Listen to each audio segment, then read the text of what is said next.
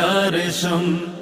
আমাদের দাবি আজ একটাই, শ্রমিক জুলুমের অবসান চাই।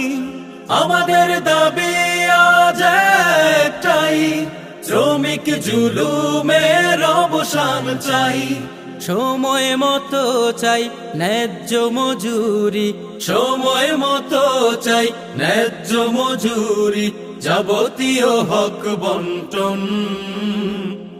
আমরা শ্রমিক কল্যাণ ফেডারেশন, শ্রমিক কল্যাণ ফেডারেশন, শ্রমিক কল্যাণ ফেডারেশন।